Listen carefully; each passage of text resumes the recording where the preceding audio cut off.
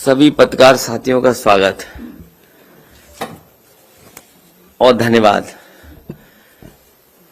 जिस तरीके से हम और आप दोनों लोग कोविड प्रोटोकॉल को और उनके नियमों का पालन कर रहे हैं, उसके लिए धन्यवाद। हालांकि महत्वपूर्ण बात जो आपके बीच में रखेंगे, जो हमारी समाजवादी पार्टी के मैनिफेस्टो में शामिल होगी, उससे पहले एक और जो मैनिफेस्टो में हम लोग शामिल करने जा रहे हैं वो मैं रखना चाहता हूं।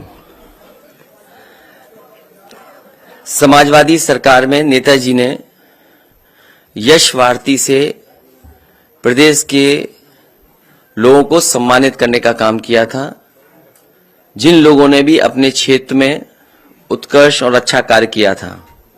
इसलिए आज समाजवादी पार्टी इस बात को अपने घोषणा पत्र में शामिल करेगी। समाजवादी पार्टी का जब घोषणा पत्र आएगा, यश भारती सम्मान फिर से शुरू किए जाएंगे और इसी तरह जिला स्तर पर हर साल नगर भारती सम्मान दिए जाएंगे। नगर के उत्कृष्ट समाज सेवियों, साहित्यकारों, पत्रकारों, कलाकारों, खिलाड़ियों के साथ ही नौकरी रोजगार सृजित करने वाले कारोबारियों, व्यापारियों, उद्यमियों तथा डॉक्टर, इंजीनियर, सीए व अन्य सेवाओं में उत्कृष्ट कार्य करने वाले प्रोफेशनल लोगों को भी राज्य और नगर के स्तर पर ये सम्मान पत्र दिए जाएंगे। और सबसे पुरानी और सबसे महत्वपूर्ण बात जो हमारे सहयोगी साथ बैठे हैं, समय समय पर इन्होंने बात रखी है और ये बहुत ही महत्वपूर्ण बात इसलिए है कि जहां कर्मचारियों की सोशल सिक्योरिटी की बात है, उनकी सोशल सिक्योरिटी और इतनी सेवा के बाद उनके सम्मान के लिए, और जब उम्र ज्यादा हो रही, क्योंकि इधर उम्र भी, लाइफ एक्सपेक्टेंसी बढ़ी है, उम्र बहुत हो जाती है, तो उनके लिए जो सपोर्ट होना चाहिए, सपोर्ट के लिए, उनके रिस्पेक्ट के लिए और सोशल सिक्योरिटी के लिए समाजवादी पार्टी ने फैसला लिया है कि पुरानी पेंशन व्यवस्था की बहाली होगी जब समाजवादी सरकार उत्तर प्रदेश में बनेगी। हालांकि मैं पढ़ना चाहूं तो पूरा पढ़ भी सकता हूं, लेकिन हमारे पुरानी पेंशन व्यवस्था की बहाली के लिए घोषणा पत्र में हम लोग समाजवादी लोग शामिल करने जा रहे हैं। उत्तर प्रदेश के सरकारी सेवा में नियुक्त शिक्षक, कर्मचारी एवं अधिकारियों को सेवानिवृत्त होने पर जीवन यापन के लिए मासिक पेंशन दी जाती थी। इससे सेवा निवृत्त कर्मचारियों को आर्थिक सुरक्षा प्रदान होती थी।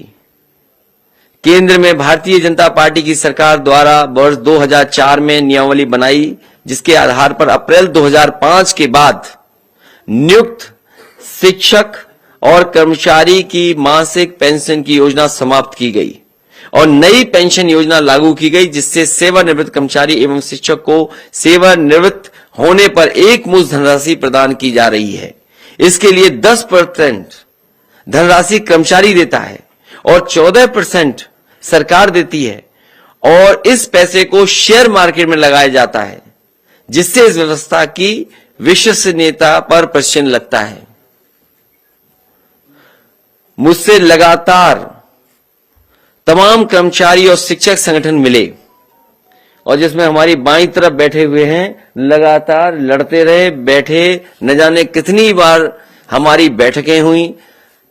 केवल आपके साथ बैठक नहीं हुई, बल्कि कई हमारे जो एक्सपर्ट हैं, फाइनेंशियल चीजों को समझते हैं, जिनके पास अनुभव है, उनके साथ भी बैठक हुई। तब जाकर के ये समाजवादी पार्टी ने अपने मैनिफेस्टो में शामिल करने का फैसला लिया है। मुझसे लगातार तमाम कर्मचारी और शिक्षक संगठन मिले और उन्होंने पूर्व की भांति पुरानी पेंशन योजना लागू करने की मांग करी। इन लोगों ने लगातार आंदोलन और धरना प्रदर्शन किया, लेकिन इस कर्मचारी विरोधी सरकार ने इनकी बात नहीं सुनी। कमेटी भी बनाई, आश्वासन भी दिया, लेकिन इनकी बात इस सरकार भारतीय जनता पार्टी ने नहीं सुनी। मैं आज ये घोषणा करता हूं कि मेरी सरकार, समाजवादी सरकार बनते ही पुरानी पेंशन व्यवस्था बहाल कर दी जाएगी। इसमें जो भी धनराशि की आवश्यकता होगी उसकी व्यवस्था कर ली जाएगी। मैंने इस संबंध में कर्मचारी और वित्त विशेषज्ञों से वार्ता कर ली है। एक कॉर्पस बना करके इस धनराशि की व्यवस्था करने के लिए हम सक्षम हैं। संतुष्ट हैं आप लोग? तो आने वाले समय में ये सरकार शुरू नहीं कर पाई है। पुनः कर्मचारियों के लिए कैशलेस स्कीम जो समाजवादी सरकार में शुरू गई थी, पुनः शुरू होगी। वो तो कंप्लीट है, आपकी तरफ से कंप्लीट है। इस सरकार ने लागू नहीं होने दिया उसको, खाली उसका नाम भी पंडित दीनदयाल उपाध्याय रख दिया था और उसको भी नहीं होने दिया। हमारी सरकार ने कर्मचारियों के लिए कैशलेस इलाज के लिए व्यवस्था की थी, जिसे सरकार ने लागू नहीं किया। वित्त विहीन शिक्षकों को हम सम्मानजनक मानदेय की सहायता अतिरिक्त रूप से प्रदान करेंगे। समस्त तृतीय और चतुर्थ श्रेणी के कर्मचारियों को जहां तक संभव हो सकेगा गृह जनपद, उसके निकट के जनपदों में तैनाती कराने का फैसला लिया जाएगा।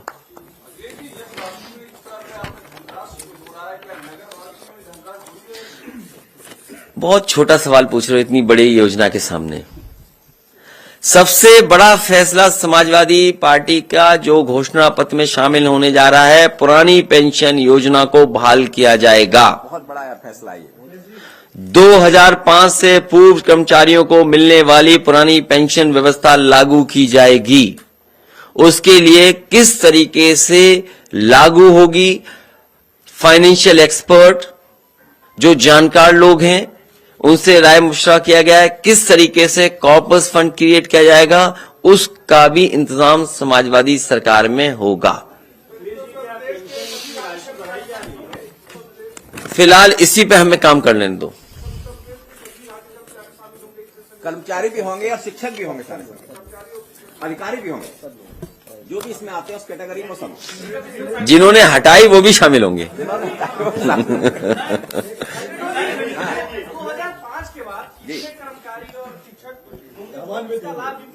लगभग 12 लाख लोग हैं।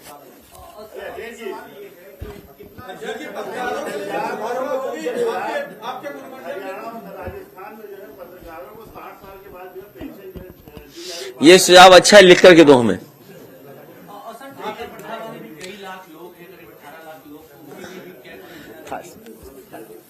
वो अभी पूरा हमारा घोषणा पत्र आने दो। आज कुछ मुख्य बिंदु आपके बीच में रखी हैं। इसके अलावा जो और महत्वपूर्ण चीजें आ रही हैं कर्मचारियों को लेकर के या अन्य विभागों को लेकर के, वो हमारे घोषणा पत्र में शामिल होगी। अभी पुरानी पेंशन व्यवस्था की बहाली हमारे लिए जरूरी है। सर, आपकी तरफ जो है सभी देश के और प्रदेश के सभी कर्मचारी आशा भरी निगाहों से देख रहे हैं। सर, क्या ऐसा होगा कि पहली कैबिनेट में आप द्वारा जो है पुरानी पेंशन बहाल कर दी जाए? समाजवादी पार्टी जो कहती है वो करके दिखाती है। करनी हमारे कहीं भेदभाव आपको नजर नहीं आएगा, कथनी और करनी में।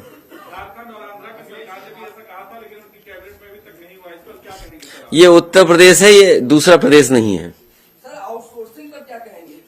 ये विस्तार से जिस समय मैनिफेस्टो समाजवादी सरकार का आएगा, क्योंकि आउटसोर्स से बाबा भीमराव अम्बेडकर जी का दिया हुआ संविधान के तहत जो हक और सम्मान वो छीना जा रहा है, उस पे भी समाजवादी पार्टी विचार कर रही है और किस तरीके से फैसला लेगी वो हमारे मैनिफेस्टो का इंतजार करिए। मैं ये चाहता हूं कि भारतीय जनता पार्टी अपना मैनिफेस्टो लाए। समाजवादी पार्टी ने तो अपने प्रत्याशी भी घोषित कर दिए, अपना वर्चुअल रैली भी जैसे कर सकते हैं वो कर रहे हैं, मैनिफेस्टो की बातें भी लगातार हम आपसे चर्चा कर रहे हैं और शामिल कर रहे हैं। आखिर भारतीय जनता पार्टी 4.5 साल से और डबल इंजन की सरकार जो उत्तर प्रदेश में थी, जो भेदभाव के साथ काम कर रही थी, वो मैनिफेस्टो जैसे ही लाएगी, उसके बाद समाजवादी सरकार में क्या क्या काम होंगे, समाजवादी पार्टी का मैनिफेस्टो आएगा। तो क्या आप ये कह रहे हैं कि सरकारी विभागों में आउटसोर्सिंग बंद हो जाएगी? बहुत सारी चीजें हैं। आउटसोर्स कोई अच्छी प्रथा नहीं है, एक्सप्लॉयटेशन के अलावा उसमें कुछ नजर नहीं आता। और सबसे बड़ा सवाल है कि जो प्राइवेटाइजेशन है और आउटसोर्स चीजें हैं, ये जो हमें अधिकार मिल रहे हैं संविधान से, आरक्षण का कैसे खत्म किया जाए, वो आउटसोर्स और प्राइवेटाइजेशन है एक रास्ता। ये भारतीय जनता पार्टी और वो लोग जो संविधान और आरक्षण और हमारे गरीब को, वंचित लोगों को अधिकार नहीं देना चाहते हैं, वो व्यवस्था लागू कर रहे हैं। मैनिफेस्टो का इंतजार करिए। बहुत सारे ऐसे हैं जो उलझाई चीजें हैं। मैं आपसे कहूंगा कि जिस समय 2017 का घोषणा पत्र समाजवादी पार्टी ने रखा था, उसमें भी बहुत सारी ऐसी बातें थी जो आप कह रहे हैं, आंगनवाड़ी हैं या आशा कार्यकर्ता हैं, इनके बारे में जो कहा गया था। शिक्षा में तो जो वंचित हो गए शिक्षक बनने से, ये बहुत सारे सवाल हैं जिनको अभी घोषणा पत्र में शामिल होना है। क्या आप घोषणा पत्र का इंतजार नहीं कर रहे हैं? अखिलेश जी, एक सवाल और इसी से जुड़ा हुआ है। मैं ये जानना चाहूंगा कि आप जिस तरीके से कह रहे हैं कि आउटसोर्सिंग जो है एक तरीके से सही प्रैक्टिस नहीं है, लेकिन सरकारों का मानना है कि उससे अतिरिक्त भार पड़ता है सरकार की बजट के ऊपर भी, तो उसको आप कैसे टैकल करेंगे? आप कह रहे हैं आपने कई इकोनॉमिक्स जो अर्थशास्त्री उनसे बात की है इसको लेकर। जैसे पड़ोसी देश है, दिवालिया हो गया, तो क्या वो आउटसोर्स पे चला जाएगा देश का? सरकार अगर दिवालिया हो रही है तो क्या आउटसोर्स पे कर दोगे? तभी मैंने आपसे कहा कई बार कि भारतीय जनता पार्टी अगर सरकार में रही, ये हर चीज बेच रही है और एक दिन हो सकता है सरकार को ही आउटसोर्स कर दें।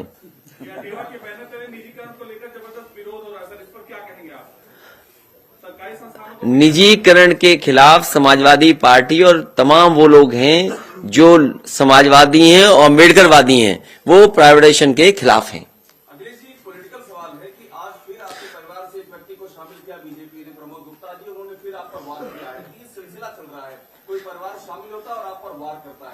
मुझे तो ये बात समझ में नहीं आती है कि भारतीय जनता पार्टी को खुश होना चाहिए इस बात को लेकर के। भारतीय जनता पार्टी जो आरोप लगाती है परिवारवाद का, कम से कम हमारे परिवारवाद को तो खत्म कर रहे हैं वो लोग। इसके लिए उन्हें धन्यवाद देता हूं मैं। कल से हमें आरोप लगा रहे थे। ये काम भारतीय जनता पार्टी कर सकती है, उन्हीं से सवाल पूछिए। समाजवादी पार्टी किसी के घर में लड़ाई नहीं करा सकती। ये आप अपने मनगढ़ंत मत कहिए कि हो सकता तुम ही भारतीय जनता पार्टी के हो। पता करके बताओ ये भारतीय जनता पार्टी के तो नहीं है। हमें इनका मोहल्ले का पूरा एड्रेस देना, हम पता करेंगे वोट हमें कितने मिले वहां।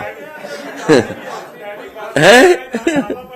नहीं, हम ये नहीं करेंगे। ये परिवार में झगड़ा नहीं कराएंगे हम किसी के। ये कानूनी है, वो अपने कानूनी उसमें करें। समाजवादी पार्टी किसी घर में लड़ाई नहीं करवाती है, तो क्या आपको लगता है कि घर में आपके जो हो रहा है, बीजेपी इसके पीछे जानबूझ के ऐसा कर रही है, लड़ाई करवा रही है आपके घर में? अभी तक आपकी आंख नहीं खुली? कैसे पत्रकार हो आप? आपको तो ये पता ही है। प्रभावित आप हो रहे हैं, मैं नहीं, नहीं। प्रभावित, सवाल प्रभावित का नहीं है। सवाल ये है क्या आप तक इतना तक नहीं जान पाए आप कि भारतीय जनता पार्टी जो परसेप्शन है, जो परसेप्शन समाजवादी पार्टी का है, जिस तरीके से समाजवादी पार्टी में भारतीय जनता पार्टी के बड़े बड़े मंत्री शामिल हुए हैं, जिनके पास व्यापक समर्थन है, जनाधार है, जो आपकी पार्टी में शामिल हुए स्वामी प्रसाद मौर्य जी, कितना बड़ा जन समर्थन है उनके पास। उनके पास जन समर्थन है, उनके साथ लोग हैं। या मंत्री दारा सिंह चौहान शामिल हुए हैं, उनके पास भी समर्थन है। जिस तरीके से समाजवादी पार्टी ने दलों को जोड़ा है, तो जो परसेप्शन है, उस परसेप्शन की लड़ाई में भारतीय जनता पार्टी हार गई। हम लोग आगे हैं, हम अपना मैनिफेस्टो रिलीज कर रहे हैं कि आखिरकार जनता के बीच में जब हम जा रहे हैं तो जनता से हम क्या कहें। आपके ही सामने न जाने कितने बिंदु हम उठा चुके हैं। 300 यूनिट बिजली घरेलू माफ होगी, इसका जवाब भारतीय जनता पार्टी के पास क्या है? भारतीय जनता पार्टी कहने लगी हम बिजली आधा कर देंगे, तो इसका मतलब 4.5 साल तक तुम बिल ज्यादा लेते रहे। 4.5 साल का पैसा वापस करोगे क्या? लैपटॉप डिस्ट्रीब्यूशन होगा। इन्होंने जो टैबलेट दिए हैं उस पर उंगली उठ रही है, प्रश्न लग रहे हैं। समाजवादी सरकार के दिए हुए लैपटॉप आज भी चल रहे हैं। किस स्पेसिफिकेशन के खरीदे गए थे और किस स्पेसिफिकेशन के बांट दिए गए? समाजवादी पेंशन एक ऐतिहासिक फैसला था और डायरेक्ट बैंक के अकाउंट में जाता था। यह व्यवस्था समाजवादियों ने उत्तर प्रदेश में न जाने कब लागू कर दी थी और अब बढ़ा करके उसको 18,000 रुपए किया है। ये कोई छोटा फैसला नहीं है, बड़ा फैसला है। गरीब माता बहनों की मदद के लिए, उनके सम्मान के लिए समाजवादी पेंशन पुनः शुरू होगी। और ये जो पुरानी पेंशन व्यवस्था की बहाली, ये हिस्टोरिकल फैसला है। और उनके लिए जो बुजुर्ग हैं, जो सेवा देते हैं और नौकरी के बाद उनके सम्मान के लिए कम से कम एक ऐसी व्यवस्था है जो जीवन भर उनके साथ रहेगी। आज लाइफ एक्सपेक्टेंसी ज्यादा है, 80 साल 85 साल, लोग 90 साल जी रहे हैं। हम तो 24 साल से पूछते हैं उम्र कितनी, 24 साल की 80 है उनकी।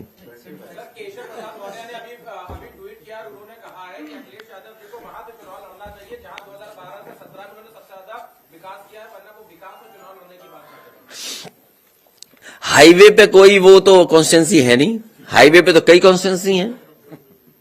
अगर हम आगरा से लेकर के गाजीपुर तक कॉन्स्टिट्यूंसीज गिने, इतनी कॉन्स्टिट्यूंसी हैं जिसकी आप कल्पना नहीं कर सकते। कहीं भी लड़ जाएंगे समाजवादी पार्टी जीत जाएगी। लेकिन सवाल यह है, ये लोग जाने वाले लोग हैं। ये स्टूल लेकर के रहे, पूरे अपने कार्यकाल 4.5 साल निकाल दिया। 4.5 साल अपमानित हो रहे डिप्टी सीएम, अपमानित हो रहे। अपमानित होने वालों का कोई जवाब नहीं देंगे। जिनको भारतीय जनता पार्टी की सरकार में अपमान मिला हो, जो अपने समाज के लिए कुछ न कर पा रहे हो, देखते रह गए। 69,000 कितनी बार लाठी खाए बताओ? यहां जितने नौजवान आए सब लाठी खाए, अपने हक के लिए, अपने सम्मान के लिए लड़ते रहे। कोई ये नहीं कर पाए, कुछ भी मदद नहीं कर पाए। इसलिए इन लोगों की चर्चा करना ही बेकार है।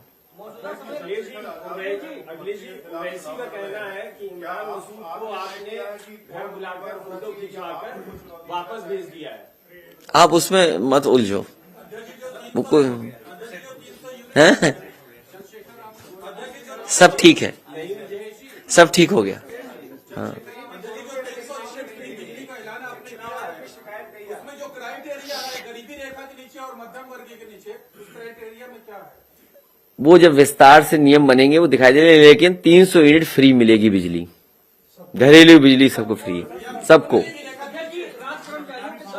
कोई उसमें कैटेगरी नहीं। अभी कर्मचारियों के 10 लाख पद खाली हैं, इनको लेकर भी कुछ आप लोग क्या घोषणा पत्र का इंतजार नहीं करना चाहते आप? अभी घोषणा पत्र का इंतजार करिए। मैंने पिछली प्रेस कॉन्फ्रेंस में भी कहा था, नौकरी और रोजगार को लेकर के समाजवादी पार्टी विचार कर रही है किस तरीके से नौजवानों को नौकरी और रोजगार मिले।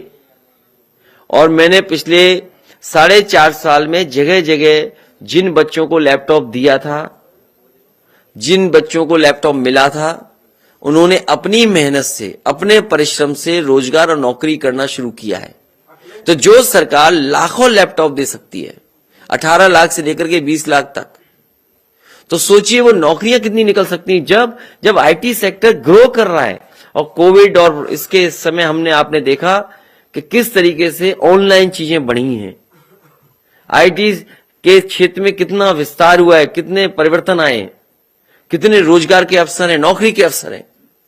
तो इसलिए इंतजार करिए कि जो पार्टी 18 लाख लैपटॉप दे सकती है, 20 लाख लैपटॉप दे सकती है, वो सोचिए कितने रोजगार उस क्षेत्र में पैदा कर सकती है और देने का वादा करेगी। और उसका उदाहरण मैंने एचसीएल भी दिया था आपको कि लखनऊ जैसी जगह इतना अच्छा कैंपस अगर एचसीएल का लाने का काम किया, तो अगर ज्यादा से ज्यादा हमें सहूलियत देनी भी पड़ी, या पॉलिसी के अंदर कुछ मदद की करनी पड़ी, तो हमारा स्वार्थ यही है कि उत्तर प्रदेश के नौजवानों को रोजगार और नौकरी मिले। उसके लिए इंडस्ट्री को कुछ भी सहूलियत देनी पड़ेगी, वो सरकार सहूलियत देगी, लेकिन उसके लिए इंतजार करिए मैनिफेस्टो का। बीजेपी के बाद, बीजेपी की तारीख अगर आपको पता हो तो हम अपनी तारीख बता दें। उनको क्या चिंता है, उनके सब हार रहे हैं, उनके सब हार रहे हैं अभी तक। अखिलेश जी, सवाल है कि जब सीएम योगी ने ऐलान किया कि वो गोरखपुर से लड़ेंगे तो आपने कहा कि उन्हें घर भेज दिया पार्टी ने। अब आप भी घर से ही जा रहे हैं, जिस जनता ने भेजा था उस संसदीय क्षेत्र से लड़ेंगे। समाजवादी पार्टी तय करेगी कहां चुनाव लड़े, लेकिन क्योंकि समाजवादी पार्टी आगे है, समाजवादी पार्टी आगे है तो आगे ही रहेंगे हम भी, पहले चुनाव लड़ लेंगे। हम आगे रहेंगे।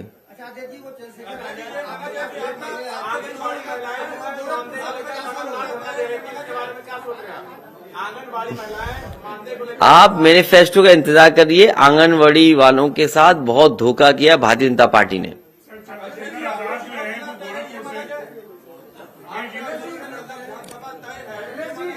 अभी कई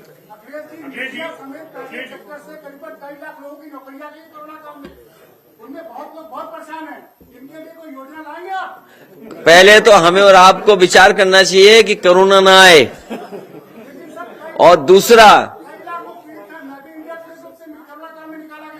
किससे निकाल दिए गए?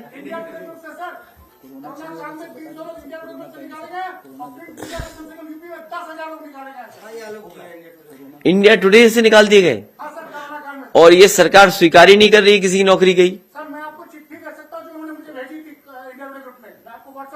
तो इंडिया टुडे तो चल ही नहीं रही, अब तो केवल डिजिटली चल रही।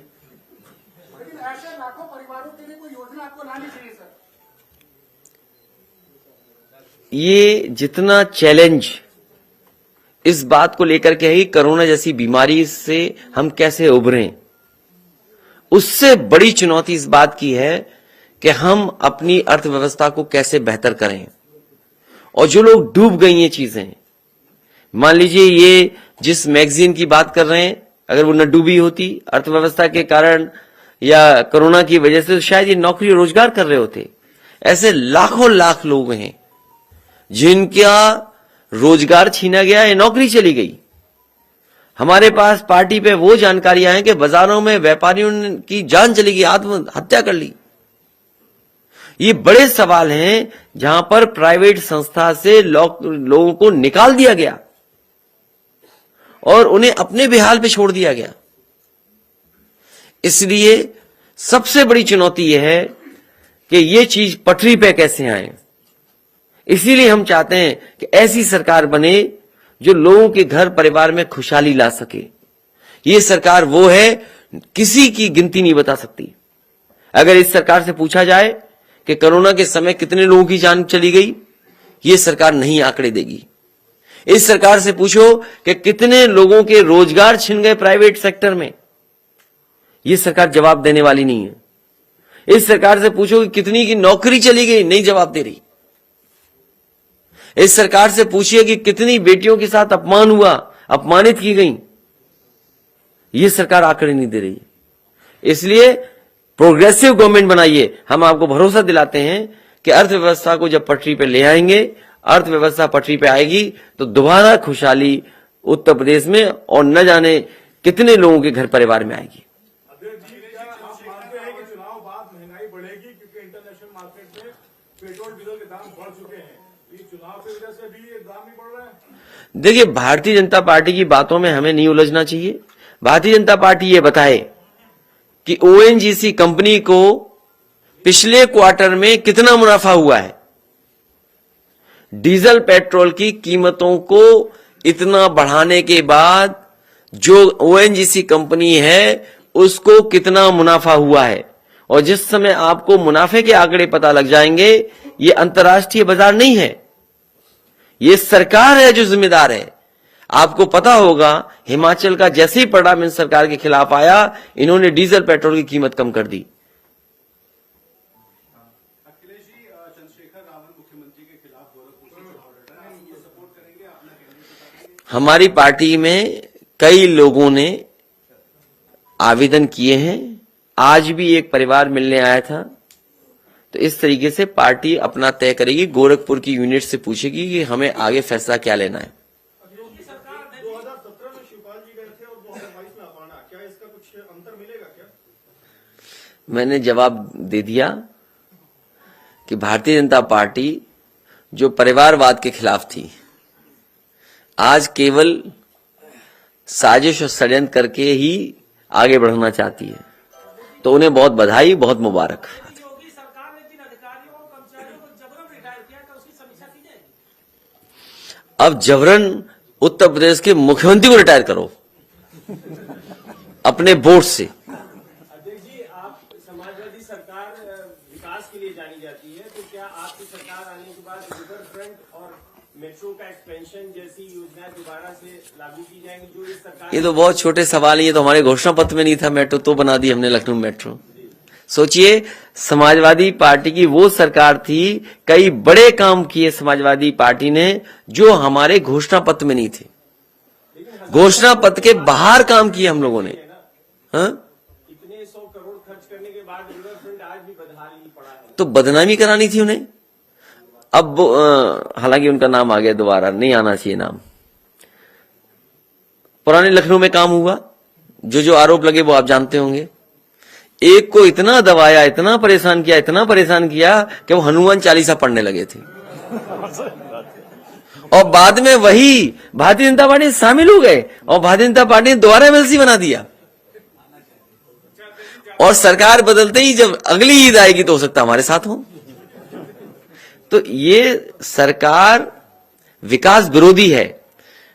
ये तो लखनऊ शहर है जहां पर गोमती का रिवर फ्रंट बनाया गया।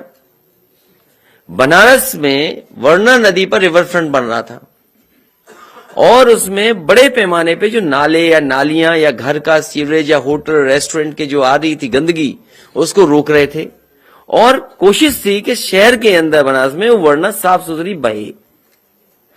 इसी तरीके से गोमती रिवर फ्रंट था कि कम से कम गोमती शहर में साफ पानी के साथ बहे। लेकिन पता नहीं हमारे बाबा मुख्यमंत्री को क्या हो गया। इन्हें क्या लेना देना, इन्हें इससे भी नफरत है कि कोई आइसक्रीम क्यों खा रहा है। अगर यहां पर रिवर फ्रंट में आइसक्रीम के ठेले लग रहे थे, छोटा मोटा कारोबार चल रहा था, परिवार घूमने आ रहा था, आज गेट टुगेदर की जगह क्या है? पार्क हैं, बाजार हैं, रेस्टोरेंट, होटल हैं। ये गरीब लोगों को एक जगह दी थी समाजवादी पार्टी ने कि गरीब परिवार आए, यहां पर कुछ समय अपना गुजार सकें परिवार के साथ, अपने रिश्तेदारों के साथ। मैंने कई बार देखा कि बच्चे वो अपना जन्मदिन मना रहे थे वहां। स्कूल के बच्चे बच्चियां आते थे, घूमते थे, परिवार आकर के घूमते थे। लेकिन इनको खुशी से नफरत है भारतीय जनता पार्टी को।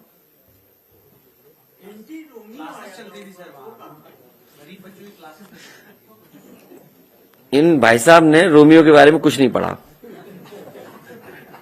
ये भी रोमियो को बदनाम कर रहे हैं, जैसे योगी हमारे मुख्यमंत्री बदनाम कर रहे थे रोमियो को। ये इन्हें काम नहीं करना था, केवल दिखावा करना था इन्हें। जो 1090 व्यवस्था थी, मैं अपने पत्रकार साथी से कहूंगा कि आप जाइए, देखिए जाके महिलाओं को, बेटियों को और बहनों की सुरक्षा के लिए one of the best system create किया था, जिसमें पुलिस का सपोर्ट था। उसमें जो कर्मचारी थी वो लड़कियां थी कि कोई बेटी को, बहन को अगर कोई शिकायत थी तो वो कर सकती थी शिकायत, और तब तक 1090 मदद करती थी जब तक वो जो पीड़ित है वो संतुष्ट है कि नहीं है। और उसमें कई लाख उदाहरण हैं कि हमारे समाज की तस्वीर क्या है, हमारे समाज में हो क्या रहा है। उसकी अगर आप जानकारी करेंगे तो आप पाएंगे कि आपका दोस्त है, आपके परिवार का सदस्य है, वही परेशान कर रहा है। कोई आपके मोहल्ले का है, वो परेशान कर रहा है। कोई झूठे ही नंबर मिलाकर के वो परेशान कर रहा है। तो वो अगर आप उसका डेटा को एनालिसिस करते तो आपको पता लगता है कि समाज में क्या हो रहा है। 8-8 लाख बहन बेटी और उनकी मदद हुई है 1090 से। लेकिन बाबा मुख्यमंत्री ने एक नाम लाए, बोला ये योजना चलेगी, वो योजना का नहीं पता लगा कहां चलेगी। और आज भी सरकार निर्भर उसी पर है, 1090 पर। आपका फीडबैक क्या है? क्या मैसेज डिलीवर हो पा रहा है इससे, या आपको लग रहा है कि सिंबॉलिक ज्यादा है? ये शुरुआती है क्योंकि शुरुआती दौर में शुरू हुआ है और अभी थोड़ा टाइमिंग का एडजस्टमेंट करना पड़ेगा कि किस समय हम जाएं जिस समय ज्यादा लोगों को व्यू कर सकें। उसका प्रचार होना जरूरी है। अगर हम कोई वर्चुअल रैली कर रहे हैं उसमें हम पत्रकार साथियों से कहें कि प्रचार भी करें आप, हम आपके माध्यम से भी अगर प्रचार हो जाएगा तो हमारी लोग ज्यादा देखेंगे। और अभी शुरुआत हुई है, धीमे धीमे आप देखेंगे कि इफेक्टिव भी होगी। लेकिन मैं जानता हूं कि वर्चुअल का मुकाबला फिजिकल कैंपेनिंग कर सकती है। फिजिकल कैंपेनिंग का कोई मुकाबला वर्चुअल से नहीं हो सकता। इसलिए हमने अपने कार्यकर्ताओं को ये दिए हैं, कर्मचारियों को ये बात कही, ये दोनों साथी बैठे हैं और लोग भी बैठे हैं कि पुरानी पेंशन को लेकर के कर्मचारियों से हम समर्थन मांगेंगे। एक सवाल है कि बहुत सारे ऐसे नौजवान और जिन जिन को इससे लाभ होने जा रहा है उस हर वर्ग के लोगों से मैं सहयोग और समर्थन मांगता हूं। अभी जिम्मेदारी इनकी भी है कि ये वहां तक बात पहुंचाएं, लेकिन हम जानते हैं हमारे तमाम लोग अटेवा के हैं, आपके संगठन के लोग हैं, वो जागरूक और समझदार और जानकार लोग हैं। उन तक हमारी बात आज पहुंच जाएगी, उनका सहयोग मिलेगा। और डेमोक्रेसी में यही है कि जिसके साथ जनता खड़ी है उसी के साथ खड़े होंगे। इस भारतीय जनता पार्टी ने कमेटी भी बनाई, बिल्कुल आश्वासन भी दिया और फिर धोखा दे दिया। इसलिए भारतीय जनता पार्टी से उम्मीद मत करो मदद की। आपको भी बता रहा हूं पत्रकार साथी और वो इंडिया टुडे के हमारे खड़े हुए नौकरी छूटे हुए साथी खड़े हैं।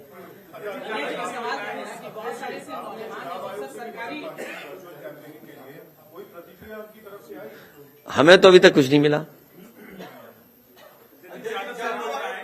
कर्मचारी को लुभाने की है, आपको क्या लगता है? अरे लुभाएं क्यों नहीं, डेमोक्रेसी में और किसको लुभाएं जाके?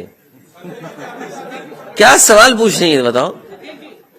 अरे समर्थन मांग रहे हैं, लुभा रहे हैं, हम तो कह रहे हैं खुल करके हाँ आइए कर्मचारी वर्ग हमारे साथ, हम व्यवस्था करेंगे आपके लिए। बहुत सारे ऐसे नौजवान हैं जो सरकारी नौकरी के मापदंड को पूरा नहीं कर पाते तो वो प्राइवेट नौकरी की तरफ देखते हैं। तो क्या सर उत्तर प्रदेश में उद्योग धंधे बढ़ाने की जरूरत है ताकि बाहर जाने की जरूरत ना पड़े नौजवान? देखिए स्मॉल स्केल इंडस्ट्री, मीडियम जो MSMEs हैं, जहां बड़ी इंडस्ट्री का सपना हम लोग देखते हैं, लेकिन अगर हम छोटी इंडस्ट्री को भी सपोर्ट करें, मुझे खुशी है इस बात की। और मैं बता सकता हूं कि जब आप घोषणा पत्र हमारा देखेंगे तो MSMEs को कैसे हम बढ़ाएं और बढ़ावा दें उस इंडस्ट्री को जो एग्जिस्टिंग है, उसके लिए बड़े पैमाने पर राहत और सहूलियत का पैकेज लेकर के आएंगे। जाति आधारित जो प्रदेश में संगठन है, क्या उनको भी बुलाकर टेबल टॉक करेंगे आप? नहीं, अब टेबल टॉक का समय खत्म हो गया, अब केवल दरवाजा खटखटाने का समय है। हमें उम्मीद है कि उनका सहयोग और समर्थन मिलेगा। 5 साल जो अपमान झेला उन्होंने, जो धोखा खाया, उसके खिलाफ खड़े हों, इस सरकार को हटाएं।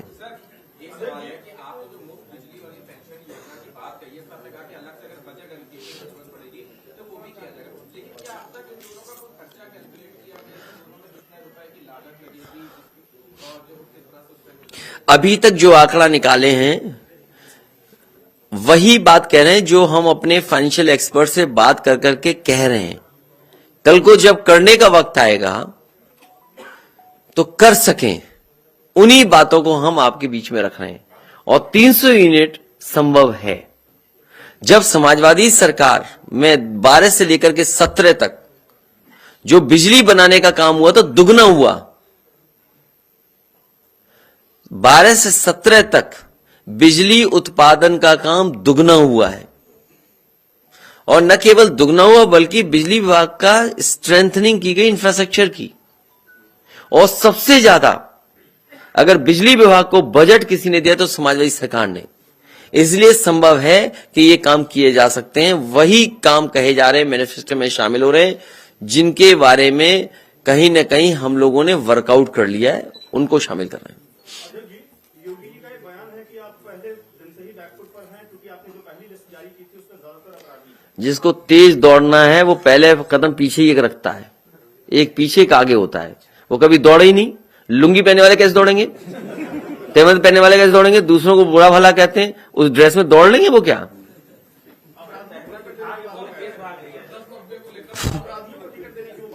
वो कुछ नहीं कह रहे हैं। उनसे ज्यादा मुकदमे किस पे थे? मैंने आपसे कहा सीएम और डिप्टी सीएम पे जितने मुकदमे हैं इतने तो आईपीसी में सेक्शन नहीं है। बताओ है कि नहीं? तुम ही बता दो हमें। क्या दौड़ेंगे वो हम लोगों से?